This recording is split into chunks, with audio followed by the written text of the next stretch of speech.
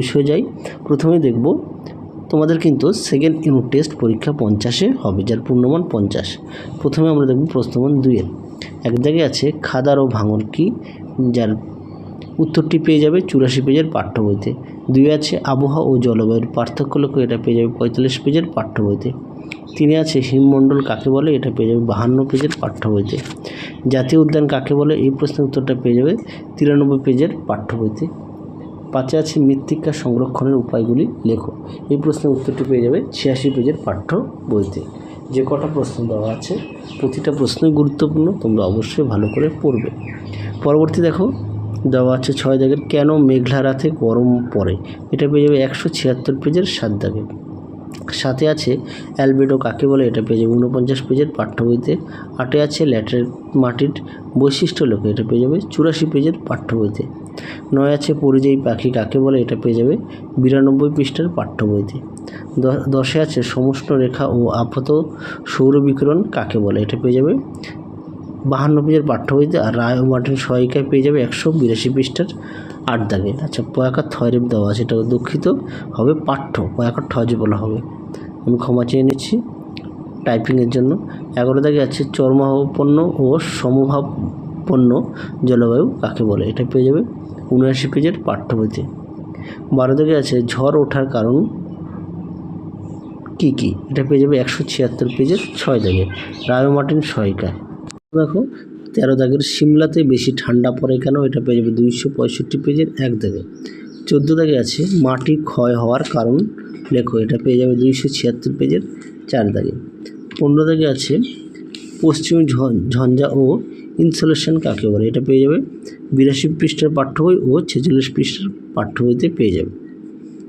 তোমরা অবশ্যই প্রতিটা বিষয়ের পাঠ্য বই খুঁটিয়ে পড়বে, পাঠ্য বইয়ের দিকে অবশ্যই গুরুত্ব দেবে। পরবর্তী দেখো প্রশ্নমান 3-এর 1 আছে আন্টার্কটিকা ভবিষ্যৎ ও জীবজগৎ সম্পর্কে লেখো, এটা পেয়ে যাবে 146 পেজের 5 দাগের, রায় ও মার্টিন সহায়িকায়। আর জীবজগৎটা পেয়ে যাবে 41 পৃষ্ঠার পাঠ্য বইতে। 2 আছে এছাড়া পাঠ্য বইতে আছে সহায়িকায় দেখলাম যে আন্টার্কটিকার ভবিষ্যৎটা একটু সুন্দর করে দেওয়া আছে, তোমরা পাঠ্য বই থেকেও পড়তে পারো, সমস্যা নেই, পাঠ্য বই ভালো করে দেওয়া আছে। 2 আছে ভারতীয় জলবায়ুতে মৌসুমী বায়ুর প্রভাব লেখো, খুব গুরুত্বপূর্ণ প্রশ্ন, এটা পেয়ে যাবে 262 পেজের 4 দাগে, রায় ও মার্টিন সহায়িকায়। 3 আছে ভারতকে ক্রান্তীয় মৌসুমী জলবায়ু দেশ বলা হয় কেন, এটা পেয়ে যাবে 80 পেজের পাঠ্য বইতে। 4 আছে জলচক্র বলতে কী বোঝো, চিত্রসহ ব্যাখ্যা করো, এটা পেয়ে যাবে 117 পেজের 5 দাগে, রায় ও মার্টিন সহায়িকায়। 5 আছে বৃষ্টি কীভাবে হয়, এটা পেয়ে যাবে 168 পেজের 3 দাগে, রায় ও মার্টিন সহায়িকায়। 6 আছে পার্বত্য নাতিশীতোষ্ণ অরণ্য ও লবণাম্য অরণ্যের গাছগুলি যে কোনো 3টি বৈশিষ্ট্য লেখো, এটা পেয়ে যাবে তোমাদের 89 পৃষ্ঠার পাঠ্য বইতে। 7 আছে প্যানজিয়া ও প্যানথালাসা বলতে কী বোঝো, খুব গুরুত্বপূর্ণ প্রশ্ন, পরীক্ষায় খুব আসে, এটা পেয়ে যাবে 35 পৃষ্ঠার পাঠ্য বইতে। পরবর্তী দেখো 8 দাগের মৌসুমী বায়ুর বৈশিষ্ট্যগুলি কী কী, এটা পেয়ে যাবে 262 পেজের 5 দাগে। তারপর আছে মেরুজ্যোতি কাকে বলে, এটা পেয়ে যাবে 40 পৃষ্ঠার পাঠ্য বইতে। পরবর্তী দেখো প্রশ্নমান 5-এর 1 দাগে আছে বিশ্ব উষ্ণায়ন কি, পরিবেশের উপর প্রভাব লেখো, খুব আসে পরীক্ষা, এটা পেয়ে যাবে 38 পৃষ্ঠার পাঠ্য বইতে। 2 আছে চিত্রসহ পৃথিবীর তাপমণ্ডলের বর্ণনা দাও, এটা পেয়ে যাবে 52 পেজের পাঠ্য বইতে। 3 আছে বায়ুমণ্ডল না থাকলে কি হতো, এটা পেয়ে যাবে 32 পৃষ্ঠার পাঠ্য বইতে।